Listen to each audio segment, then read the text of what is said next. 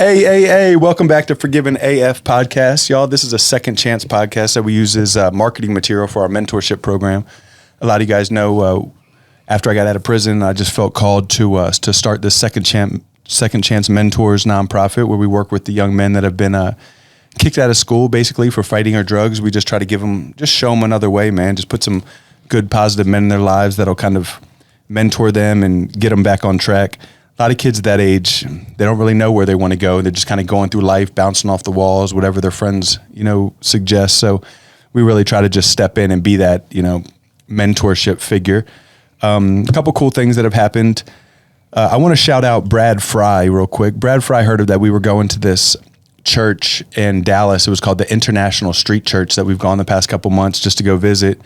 And he heard, I guess my wife had posted a little picture and a video of, there was a guy there the one time we went that had two different shoes on, like a size 6 and a size 8. They were like way different in size. And I'm not saying this to say, pat myself on the back, but I just felt the Lord say, give him your shoes. So I took my shoes off, gave him to my shoes and left barefoot. But the joy on this man's face, he was in tears crying. And he was like, man, these are the shoes that my aunt bought me when I was it was like 1996. These are the only pairs of Jordans that I've ever had that my aunt bought me, and now here you showing up with them. Like, he felt like God was talking to him, Yeah. And it's funny how God does that. I really like to. So Brad, anyways, what I was trying to say about my buddy Brad, who owns Patriot Postal in Mansfield, and he gave us $1,000 donation and said, I saw what Christy said you did, and I would like for you to do that even more. So we took that $1,000. We were able to purchase 5 or 6 pairs of some Jordan 1s, and we took them yesterday, me and Chris Dovelet. He was on our podcast a couple weeks ago. We went down to the street church. We shared a message with the homeless people in the church. We fed them, and then we went out front and kind of like, as people were coming out, we were picking the people that didn't have shoes and we were blessing them with these shoes. And man, it's the confidence that a pair of, some people don't quite understand this, but the confidence that a pair of brand new Jordans will put on somebody, it was really cool. And I just felt, as I was driving home yesterday, I just really felt like, I wish we could do more. Like, you know what I mean? Like, sometimes you feel like you see the need with these homeless people and they really want a better life and they want to do better, but it's just, I don't know, you just get stuck kind of in a feeling of like, man, what can we do? Like, I can't open my home to, these people, like, what's the next step, and I know there's a lot of opportunities, for them, but I don't know. It's just been on my heart. So if anybody has any opportunities with that, we would love to bring our boys to be able to kind of do some sort of volunteering or anything like that for the homeless community. I think the boys would get a lot of it, and it would show them that they don't quite have it as bad as they think they do, So thanks for listening to me ramble about what we have going on. We're taking the boys on June 18th to the Rangers game. The strength and conditioning coach, Jose Vasquez, gets us tickets every year. So we take the boys, and that's cool for them to kind of experience that. And then that's kind of where we're at for the summer so far with the mentorship. But what I'm really excited about is, you guys know I serve at a school called the Phoenix Academy. And we go once a week and hang out with some boys and just kind of figure out what they have going on. And for the past, year, I've been going for 3 years. I keep getting introduced and run into this guy. I call him Big C. His name is Charles Caldwell. And man, he's here with me right now. So I kind of feel awkward, like saying it, but there's something like, you can see God and feel God when you talk to Big C. Like, that he's there. He's been there at that school for 12 years volunteering for these boys. And I'm talking not to get a penny out of it. And it's just it's contagious how much he cares about these boys and how much time he spends going in. And every single person there just goes on and on about how much they love him and all the impact he's made. And he started a nonprofit called Adolescents to Adulthood. So I invited Charles, I invited Big C today to just come. Man, we want to hear your story, man. We want to know where you're from, how you got into it, how you got the passion behind helping these boys. So first of all, thank you for listening to my intro. But man, thank you so much for being here, Big C. Thanks for having me, Sean. Yeah, absolutely. I know that it's a lot to take a couple hours out of your day to come do something like this, but I'm excited to be able to put this content out for the boys to be able to hear it. Even grown men, I know that will benefit from what you have to say. Can I have you just kind of start out just kind of introducing yourself and kind of let us know where you're from, how you grew up, just kind of the basics? Sure. My name is Charles Edward Caldwell. I was born born and raised in Arkansas, southeast Arkansas, a little small town, Parkdale, Arkansas. My grandparents took me from my mother and father as a kid and said that I want to get this boy a stable life. And he was a farmer. So we moved from Parkdale to Durham in 1965. And the things that my grandfather and grandmother taught me with a third grade education, I literally saw come true. That man spoke to me with vision. He raised me from the book of Proverbs. First time I saw him in church was his funeral. But long story short, that man and that woman, my grandfather and grandmother, it's strange you mentioned June 18th. That's my grandfather's belated birthday. My birthday is June 16th. We will always have our family reunion the weekend of Father's Day weekend. It would either be my birthday or my grandfather's birthday. And coming up as a childhood kid, my aunt, belated aunt, who was my grandparents' youngest daughter, her name was Flora. She was about 10 years older than me. Showed me how to play basketball in 1965. And I got to tell the story. You know, back then you get the little post and you put the wooden backboard up and then you put the rim on there. Well, she showed me how to shoot, but my next door neighbors stole my goal, and they waited about 2 weeks and they painted it white, and then they put it back up. So me being the guy I am, trying to keep everything cool, because there's about 20 of them and I was by myself, I used to go right next door and play on my own goal just so I could get to play. And I'm knowing it's my goal. I know they had painted it, but I wouldn't say nothing, man. And so, I used to be into music. I used to like to sing and play instruments, but I fell in love with the game of basketball. And some people played basketball, but I was a basketball player. It was my heart. It was my passion. And I went through school. I was a little guy getting run home from school, getting bullied, getting turned upside down, money shaking out of my pocket. But I was always smart. So the money they was shaking out of my pocket, I was catching some of that change. Even though I was upside down, you know what I'm saying? I was catching some of that change, and they didn't know it, you know what I'm saying? So I couldn't do that, but, real talk. Because I was little, man. I was like 4'8". I can't picture you being 4'8". I feel like you came out 5 foot tall. No, in the 8th grade. And then all of a sudden, over the summer between the 8th and 9th grade, I was the sorriest guy on the basketball team, dude. Let me say this. I was on the team. My shorts was a 42 in the waist, so I used to have to hold them up. But I wasn't going to get them playing time anyway. I'd sit at the end of the bench with my legs crossed. And so my jersey, we were the Rams, dark orange jersey with Rams across the top and a black pullover top. Now, this is in the 70s. And I didn't have a pullover top. My jersey was faded. It was yellow. And then they didn't have Rams. And everybody made fun of me. And all of a sudden, one summer, I grew 18 inches. I grew 1.5 feet. And I'm like, I was just, go play ball, come home, go to sleep. Go play ball, come home, go to sleep. And I didn't know what was going on, man. I just started growing. Then all of a sudden I had to mature. I had to learn how to play. And I just developed. And the same guys that used to make fun of me, I said, I'm going to get y'all one day. And 3-4 years later, here I'm an all-star signing scholarship. I was recruited by Caldwell Jones out of high school. He was playing with the Sixers at the time. And it made my day. My name is Charles Caldwell. The Jones brothers, if you Google them out of Albany State, one name is Charles, one name is Caldwell. That's my name. Charles, I played 1 year with, and I just talked to him when I was in Philly. Of course, Caldwell died, I want to say 2014, but basketball took me around the world. Now, let me say some things that I want to really get across that was very influential in my life, but then all of a sudden it was a setback. I was a jock, and a jock is a person that specializes in the sports. So when I signed all these scholarships going to college, I went to go pro. I was going to the NBA. I didn't go to college to get a degree. So things went wrong. I went to all-black college at first, Albany State. I got to be real. I found out black people didn't stick together. As long as you're doing good, that's fine. But when you're doing better than them, then all of a sudden they turn on you. So when the NBA started looking at me, they wouldn't pass me the ball, wouldn't run the play, et cetera, et cetera. So I transferred to an all-white school, Arkansas Monticello, predominantly white. There, my stats was taken and given to somebody else.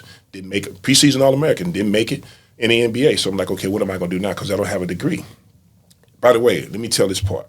I'm not going to call his name, but my coach told me that I wasn't going to be nothing in life. He said doo-doo, the other word, and I'd be dead by the age of 25 because I didn't have a degree, because I was a jock.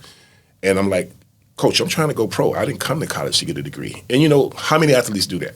That was the thing. Yeah. But I wasn't stupid. I just didn't put any efforts toward my degree because that's not why I went to college. Once he told me that, I slid down in my seat. He crushed me. Struggled with alcohol for a long time because I failed. Because I knew I was supposed to get drafted. I was good. I just didn't make it. So I go into the Air Force in '83, and I changed my game. When I went to college, I majored in physical education. But when I was in the Air Force, I started over. And I ended up getting 5 degrees with a master's in business administration because their coach told me I wasn't going to be nothing. Right now today, I'll be 64 years old on the 16th of June. It still drives me today. So if there's something I can say to kids, men, women, boys and girls, Don't let what a person say break you. Let what a person say make you. That's so good. Because I was just thinking about how easy it is. Some people take something negative like that from a parent or a teacher, and they claim that as their identity for the rest of their life. Yes. My dad said I was never going to be nothing, so I just take that and use it as fuel for your fire to go out there and grind. Like, because that's the best for me. When I have some sort of a goal, but it's attached to some sort of emotion with it like that, it keeps me. It definitely helps me stay on track and keep grinding that way. So that's really cool. Do you wish? Sorry to interrupt you like that. No. Do you wish, or do you think that you should have put more effort into your education the first time that you went? I know I should have. See, like my grandfather always told me, don't put all your eggs in one basket, because if you drop that basket, all your eggs are going to crack. Well, when I didn't go to the NBA, I had put all my eggs in one basket. And that's where, did that leave you kind of depressed? I was depressed. I left UAM, University of Arkansas Monticello. Everything I had was in my bag, the same bag that we used to travel to play basketball with. Everything I had. I'm like, what am I going to do? But I'm going to tell you what I said to myself. The coach had already crushed me. When he crushed me, took my stats, and I knew I didn't get drafted. I quit going to class. I was just in the dorm. I gave up on life, because what my plans were had been crushed. So you know what I learned from that? Man have plans in his heart, but your footsteps are directed by God. Amen. At the time, I didn't know that. I'm struggling with alcohol, man. People telling me, oh, man, you ain't going to be nothing. You ain't going to do this. And then I'm still thinking about what Coach told me. And it crushed me, man. And so right now, that's why I have the passion of lifting kids up. These kids are at Phoenix Academy. Good. The kids are at formerly the Behavior Intervention Center, now called the Disciplinary Auxiliary Education Program. These kids have been crushed.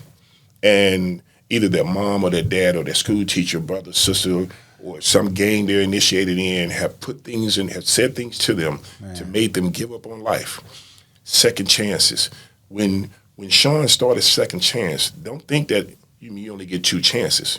7 times 70. Yeah. You forgive your brother 7 times, 70 times. We need opportunities, but we need to be prepared when we get that opportunity.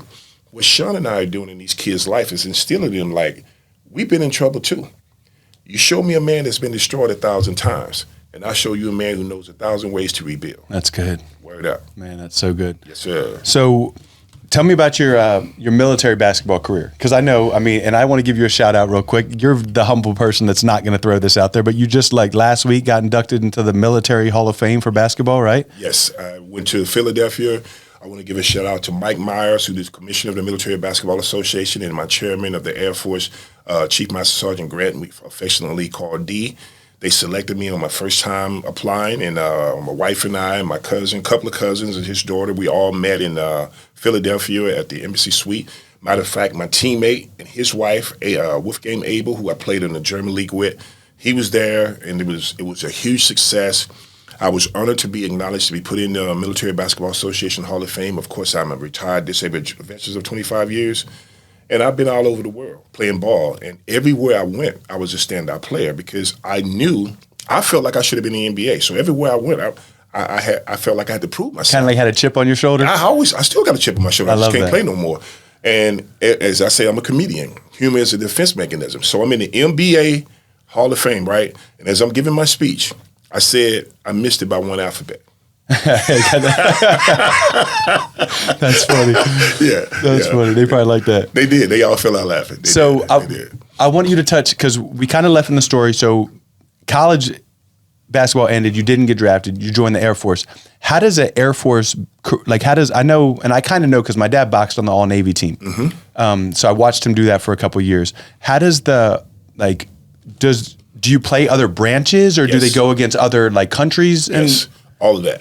First, they have, when you back it up, the Air Force have what they call command tournaments, like Military Airlift Command, Strategic Air Command. Then you have a worldwide, you have a command tournament.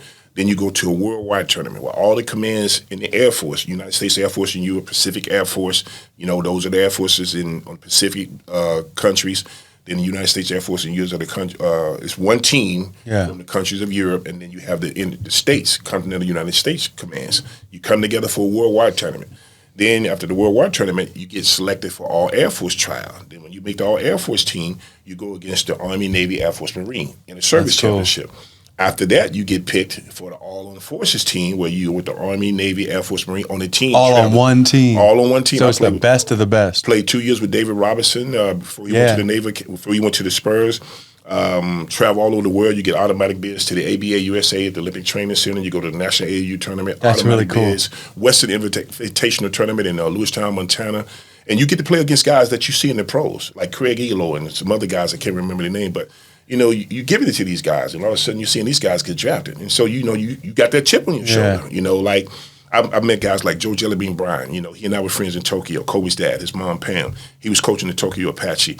And I mentored, taking kids down, played against Michael Jordan in the exhibition game, Scottie Pippen, Al Griffin, Sidney Moncrief, Dirk Nowitzki. I speak a little German. I know a lot of guys, That's cool. Scottie Pippen. So, when you great friends with Evander Holyfield, even though he's a boxer, it's just like when you allow God to use you, when God is using you, he will put you in situations where you can establish rapport with people. And I like to say this, I have friends in high places, but I have friends in low places too. Yeah.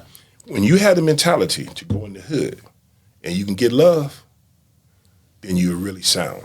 Yeah, that's true. Because there's not much fake love in the hood. There ain't no fake love in the hood. Yeah, that's what I mean. Ain't no fake love in the hood. You kind of know where someone stands when it's that life. If you ain't real, you're going to get got. Yeah, it's so true. It's real talk. And I've had both ways. You see what I'm saying? Yeah, for sure. See what I'm saying? Yeah. So then your basketball career stops in the military, right? Yes. Is it when you retired, or did you stop playing a little bit before you retired? I was medically retired. My knees were shot. You know what I'm saying? My left knee is totally replaced. My right knee, I got to get it replaced here within the next 3-4 months, probably partial. But I'm fortunate. I want to say thank you to Jesus, because I played all my life and never had a major injury. I played until my cartilage was gone. And when you're a high-profile player, you get caught up in politics. That's all I'm going to say on that. I took the discharge physical, meaning call it 3910, in my first assignment, meaning I was being kicked out. And there was a man named Chief Master Sergeant James Watson, who's my coach. Went to the wing commander. My package was sitting there waiting to be signed. By the grace of God, he was temporary duty, and he was gone. But when he came back, my coach went and met him before he signed it and said, this man is being discriminated against. Give him a second chance. I guarantee you he'll make it. He did not sign my discharge paperwork. They put me on a program called Probation and Rehabilitation, sent it back down to the squadron. I got a listed performance report every 90 days when you're supposed to get one every year. They said, if you take this program and you mess up, we're going to escort you to the front gate in a police car and throw all your stuff on the outside of the gate. Do you want that? I said, I'll take it. I took that, and I made it 25 years. Since you brought up the Military Basketball Association Hall of Fame, I have a ring that they gave me. Well, I had to buy it, but it's a very nice-looking ring. It's huge. Out of respect for that coach that saved my career, I just ordered him a ring. That's cool. And it would be delivered to his house. That's the least I could do, because if it wasn't for him, I never would have made it, and God put guardian angels in our life. Yeah. So if you have a heart and you keep trying, you know how Moses and his people, he was leading them out of Egypt, into Israel. There was a mountain on the right, there was a mountain on the left. Pharaoh and his army was behind him, and the Red Sea was in front of him. God would part that Red Sea for you. Yeah. All you have to do is believe. Don't just be still. And when you feel like giving up, try again. Never give up, never lose hope. Because when you say, I don't care, all you're doing is venting, and I know you're hurting. Yeah. But when you know how to turn to the Lord and say, you know what, I don't have no choice. I don't know what to do. I need you to fix it. That's so good. And wait that's on so it. True. That's what's up. That's one of the hardest things, especially for a new believer, to realize that you just got to give it to God and relax and sit back and trust Him and His timing. You know what I mean? It's so easy, but all right, God, here, I trust you with this. I'm gonna go wait and then you're like, you know what? Let me get that back. Exactly. I got to start making. And then you know what? When I act like that, I normally make mistakes. We normally make, right? Yes. Then I'm starting to, because I'm acting from emotion. Yes. I'm not, I feel like I got to fix something right now because, let someone be upset with me. I don't know how to handle that. I have to fix it. Because I'm such a people pleaser, I want everyone to like me. So I know something's not right. I'm like, I got to fix it. And now I'm doing stuff because I'm feeling like I got to, and now I'm making things worse. That's happened to me so many times. So that's really good advice. You just got to be able to sit back and trust on God, wait on God. You and I have so much in common, even though we met at the school. I wear my feelings on my sleeves. I want everybody to love me. I'm always doing things so people will love me. But Something I want to share with you because I'm a little bit older, I'm probably a lot older. Some people don't like you because of your personality. They wish they could have the personality that you have because you are a people person. You share love. You give love. I can feel it. You're sincere in what you do. There are people that are envious of you because other people love you. You'd be surprised at the people, and they call them haters. It's not, you haven't done anything to them. They're just mad at you because the favor of God is upon you. And then when people see people showing you favor, you can walk into a room and it shifts. Well, there's some people that are going to smile because they're glad to see you coming, but all it takes is one. Yeah. Judas Iscariot, there were 12 disciples, but Judas, the devil touched him out of all the 12. And Jesus said, there's somebody in here that's going to betray me. And then Judas said, is it I, Rabbi? He said, you said it. You see what I'm saying? You can feel it. When God gives you the discernment, you can tell the people that are in the room that are sincere, that are real, and you can tell the people that have alternative motives. You can see it. You can feel it. That's really good. Yeah. It makes me wonder because then I'm like, man, do I miss it sometimes? Like, because I do get stuck and worry. Like I literally will lose sleep over, man, like why does that person seem like they don't like me? Or why, you know what I mean? And I've never had anyone say it like that before, where it might not be something I actually did. It's not. Like they just don't like my spirit. It's the favor of God on you. People will hate you because of me. Didn't he say that? He said people will hate you because of me. So when God starts showing, as long as you're struggling, when you was behind bars, how many people came to see you? Yeah, my mom. See what I'm saying? Yeah. So now that you're out and you're doing well, you was once at a bus stop, now you're pulling up in a car. Oh, look at him. He think he's all that. Yeah. But they're going to smile in your face. All the time they want to take your place. So this world is full of animosity, and the gates to hell are wide. The gates to destruction are wide. Many enters, but the gates to heaven are narrow and very few get in. You're not going to have many people in your corner when God is showing you favor. That's why the pearly gates are narrow. Man, that's so good. Yeah. That's so good. Yes, sir. All right. So you're when you do finally discharge from the military, right? Yes. What was your how did you first think about it, or what, maybe it's something that was building up? What made you think, man, I'm gonna start this adolescence to adulthood program? Adolescents to adults came to me, and thank you for asking that question. My brother was murdered one December 99. He was a drug dealer. First, let me tell you, his name was Christopher Bernard Caldwell. He was 33 years old, ironically the same age as Jesus Christ. When he was in high school, he was a stellar athlete. He was a major league baseball prospect as a pitcher. His sophomore year, he was pitching 92 miles an hour. Sophomore in high school? Sophomore in high school, 6'2", 215, 42-inch vertical, pitching 92 miles an hour. The major league was already looking at him. So there were some people that I'm not going to call any names that were prominent. They brought him in, took him in with their son, took care of him. He driving a Trans Am, all this. He started using cocaine. Okay, but he still was a stellar athlete. Yeah. Then all of a sudden he dropped out of school. He got the big head. When he dropped out of school, the prominent people kicked him to the curb. I can't afford cocaine no more. Now I'm going to crack, cheaper version. So he became a crackhead. That's a very common See what path, I'm saying? Yeah. Because he couldn't. So he was on the streets. He became a bum. He ended up going to prison. I got to tell a story about him, how humorous this guy was. He was very intelligent. When he got busted with a possession of crack cocaine, and back then $10 rock got you 10 years. When the police pulled up on him, he refused to throw the pipe away. So he's sitting up in court, and the judge said, Mr. Caldwell said, when the police pull up on you, how come you didn't throw the pipe away? He said, man, I just bought a 20. I ain't throwing that away. And the judge laughed at him. The whole courtroom laughed. The judge said, you don't need prison, you need rehab. Yeah. So they gave him rehab, but there were two guards that were hating on him because he didn't get sent to prison and got rehab, jumped on him and made it look like he started a fight. So they sent him to McAllister. And they provoked his rehab and sent him to prison. When he got out of prison, he did 2 or 3 years. Of course, I was there for him. I got him out early, et cetera, et cetera. When he got out, he never used drugs, cocaine, never used weed again.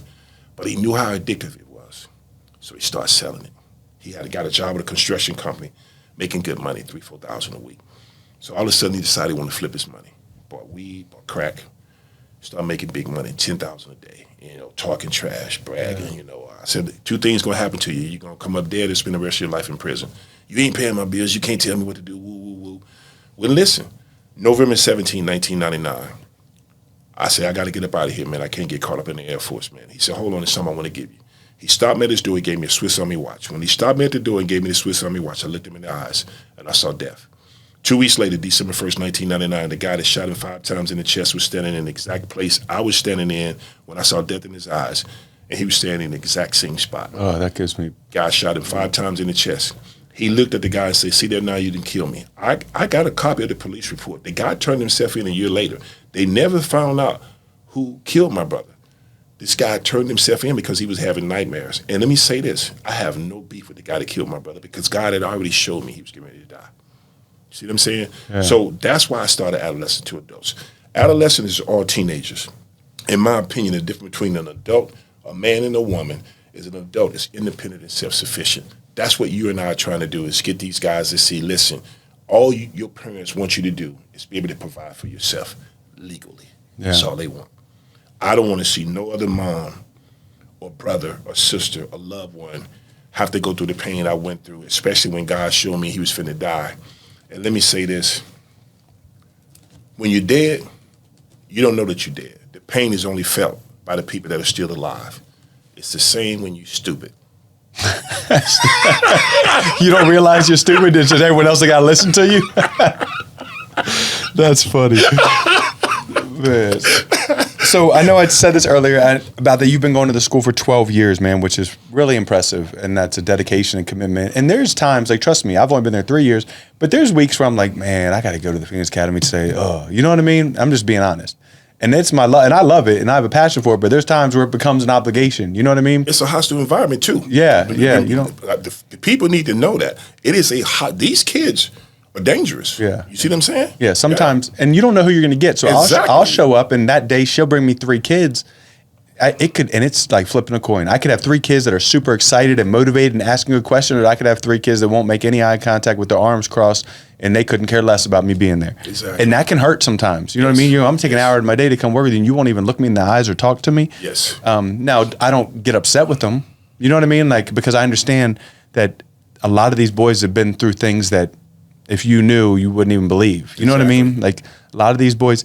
And you know what's crazy? Me and my buddy Chris were talking about yesterday. A lot of the guys and like adults that we see, that we meet, that carry themselves almost like angry and hostile and like almost like intimidating.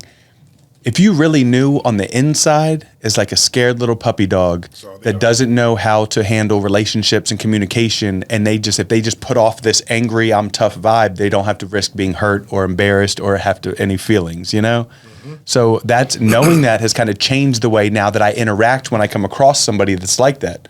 If I come across somebody and they're just angry for no reason, instead of being like mad, which normally I would get like, man, who are you mad at? Like, why are you have an attitude with me? Mm-hmm. Now I'm coming from a place of grace. Like, okay, this kid must be going through something. Who knows what he's dealing with? You know what I mean? Mm-hmm. And it's kind of changed. It's helped my interactions with kids like that, especially.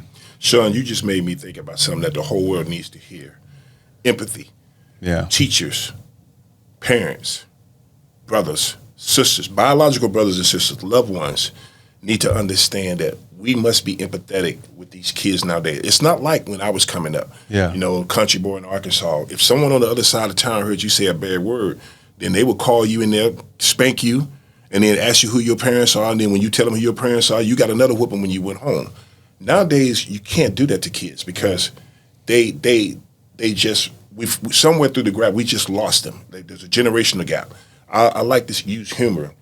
The problem is that the mama and the daughter or the mom and the son are on the same school bus. What am I saying? Kids are having kids at 13, 14 now. Yeah. So how can a 13-year-old know how to raise a kid? Yeah. How can a man raise a girl to be a man? You can't. How can a woman raise a boy to be a man? She can't. And the problem is there are no men in the household because they're either in prison or they're dead or they just don't care. They left. It's so, yeah.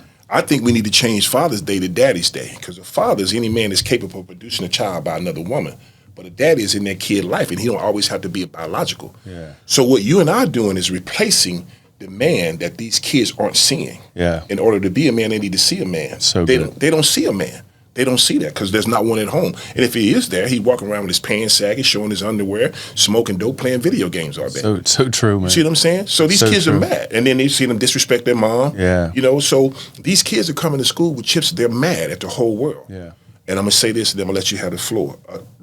Kids don't care about how much you know until they know how much you care. So true. That's what's up. That's so true. That's one of the things I have to tell a lot of the men that get involved with me at Second Chance Mentors is the first time you meet this kid's not going to just open up to you like you, and you have this imagination of what, this mentorship relationship is going to be amazing. This kid's going to love my help. And I've got a guy, man, I give him so much respect, named Greg, who's on our board, who has been pushing through. This is on his second kid, like pushing through with some of these kids, and I love him to death because he's not giving up at it. Like you know what I mean? Like sometimes I've paired a male with one of these kids, and they just can't form the relationship. Like for whatever reason, maybe it's just generational gaps or cultural gaps or whatever, but the relationship's not forming.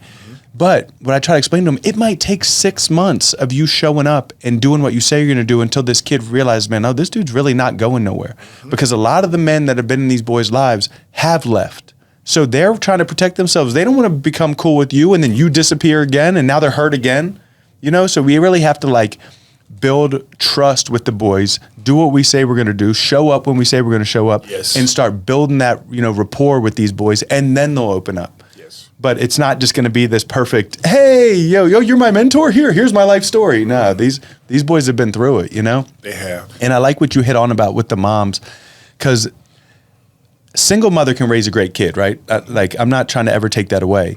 But it's really hard for a woman to raise a young man to be a man if he's never seen it modeled for him. She's never been a man, and she's working 2-3 jobs just to pay the bills. And this boy's got all this freedom and running around, and that's the common denominator of what we see with the boys in our program. Exactly. Yeah, and I could go into other stuff too about what they outsaid. They lure. That's how kids get lured into gangs, because the tribe leader, the gang leader, the people in the gang, they show you love. Yeah. They do things that you're not getting at home. They put money in your pocket, and they show you love. I'm going to take care of you. I'm going to provide for you. I'm going to give you comfort. I'm going to give you power. I'm going to give you prestige. So these kids are looking for something to do. They want an opportunity. And let me say this. These kids you see walking around with the tattoos and the pants saggies and the teardrops and all that, they aren't hard. Yeah. They're portraying. They're perpetrating. Yeah. If you walk up to that kid, I did this at McDonald's one day. I saw a kid walking around. He looked pretty hard, 14, 15, pants saggy. I'm to McDonald's. I walked up. I gave him $10. I said, hey, man, go get you something to eat. He said, thank you. I said, do me a favor, though. I said, pull your pants up. Pulled his pants up, man, and tightened his belt up, man. He said, why'd you ask me to do that? I said, because I want you to understand that the way you dress and the way you're carrying yourself, 99 out of 100 people wouldn't have said nothing to you because they're afraid to approach you. I'm not, because this is what I do. Yeah. I said, I showed you love. That's so good. Then I asked you to do something out of love. Yeah. And if you would have just said to him, hey, man, pull your pants up, he would have been, man, screw you, old man. You don't know me, dog. Get out of my face. You never know what's going on. That's what I'm talking about. But you show him a little bit of love. That's it. That dropped his guard. Yes. And now he's like, you know what?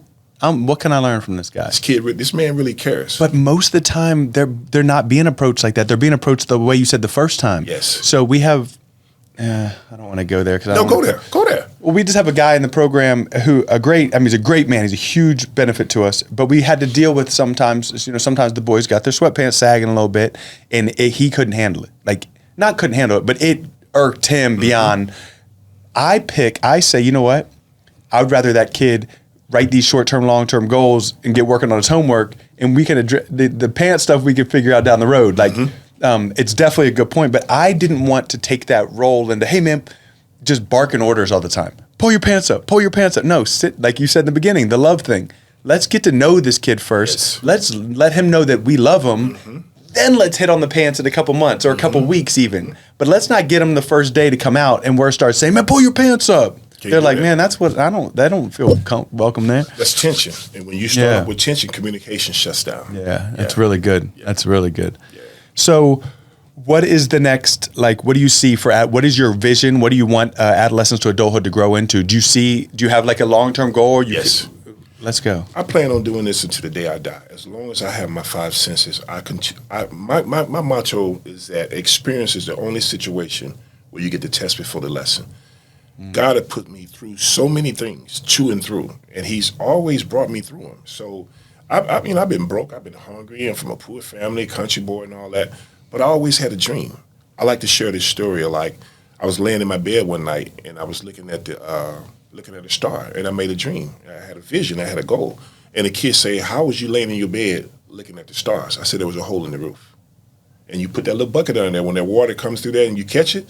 So they got quiet, and I showed them the house I was raised in. It's not where you're from.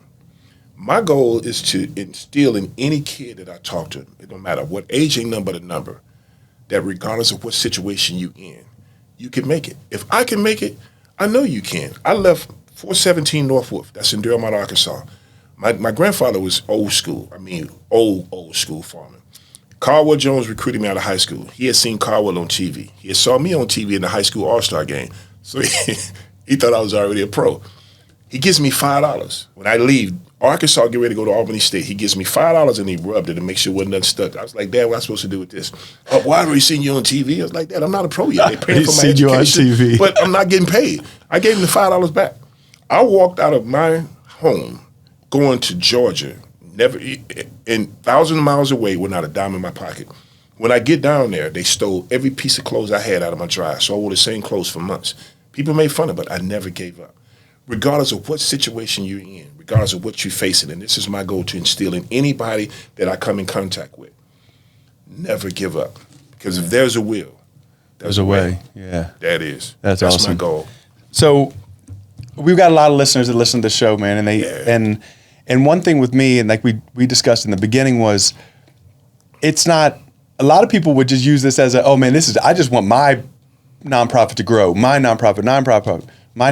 But I don't, that's not the way my mind works. Like, I want to see how we can help other nonprofits grow. You know what I mean? Because that just means we're making more impact. If this is just about and one thing I have to do a lot is check my motives, right? Mm-hmm. Because sometimes I want to make sure that my motives are really helping these kids to the best of their ability, not the, "Look at me. Oh, good job, Sean. You're doing such a great job." Like I like that, but that's not what I want to do this for, and that's not like my motive behind it, right? Mm-hmm. So I have to always make sure that my motive is to help as many kids as possible. And if I can bring other people that are running nonprofits to help these kids and get them, you know what I mean, and get some support out in them, then I'm really helping. You know what I mean? Then, because there's plenty of kids, man. There's so many kids that need help. And I just enjoy even running into you when I see you up there, man. I always, every time we've ever had a conversation, every single time, I've left feeling encouraged, excited, motivated. You know what I mean? Like, if I feel that way, I know the kids get that too. You know what I mean? And I want to say this about you. There are certain people, you have an enlightened personality. Like, when I see you, like, "What's up, Sean?" We always show each other love. I'm breaking out in chills right now because you're sincere about what you do. That's why God is showing you favor. That's why you're blessed. We let a man examine himself. And 1 Corinthians, when you are real with yourself, when you don't mind going out sharing your story with these kids, like, "Look, I've been in prison. I've been in trouble. I've been in trouble a million times. I've been in trouble so many times. I've had things taken away from me." When somebody take away something from you that you had in your heart, just to say this, when someone take away your dream, how do you get that back? How do you get your dream back? Because I'm going to tell you what's going to happen when somebody take away your dream, because it happened to me. You have nightmares because now you're angry. You're so hurt. You're so crushed. You become a manic depression. I was a functional alcoholic for a long time because I felt like I failed. I knew I was good. I'm playing with these guys in the NBA, giving it to them, but I never could get the opportunity. I had to learn, and let me please share this story. 1987, I signed with an agent. I went to Los Angeles.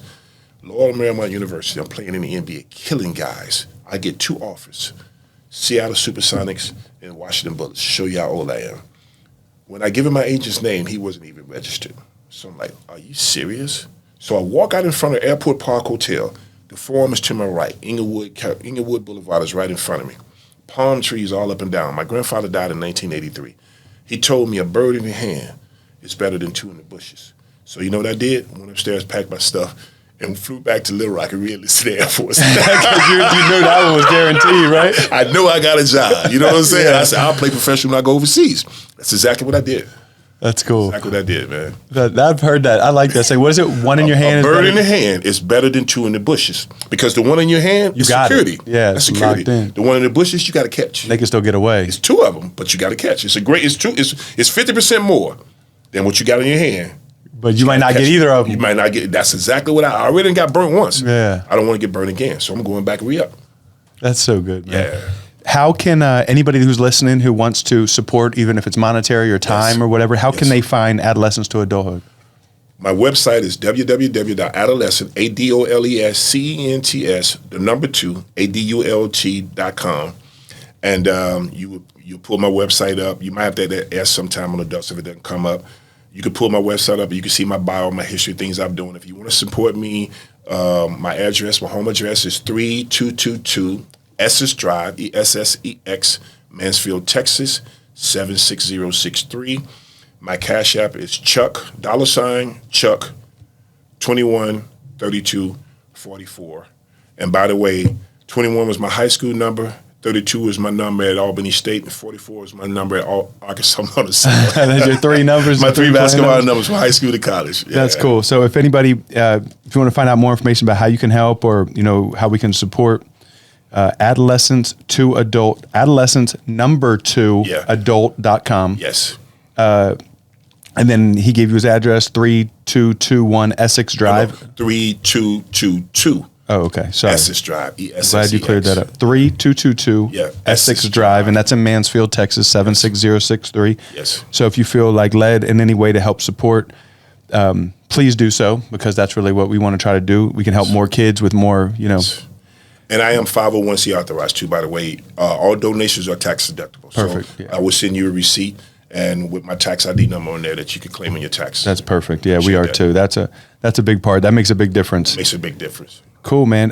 One last question before we close this out that I ask everybody is, if you could give, Big C at 16 years old, or it could be a just random 16-year-old kid right now, a piece of advice, what would it be?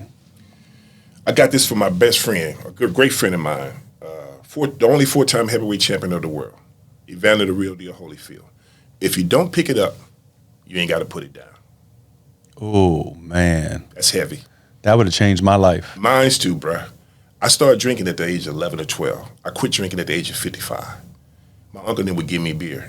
First beer I opened, I coughed, and I opened the top. But I was like 12 years old. I continued drinking the rest of my life. So if you don't pick it up, you ain't got to put it down. Man, that's really good. I've never even heard that. Yeah, I got that from the Real Deal. That's really good, man. Yeah. That's really good. So, again, man, thank you so much for coming. Thank you. Doing this with me, man. I love you, dude. Love you, brother. Man, look at this. Look at that. We said it at the same time. You see what I'm saying? Yeah. I'm really proud of you, man. I'm really, honored to be a friend. Definitely consider you a friend. And anyone listening, you guys, if you could go ahead, if you could just hop on somewhere, leave a review, even just like a like or something, share something, just help us get the word out. We'd really appreciate it. And always remember that you're loved and you're forgiven, and there's nothing you can do about it. Amen.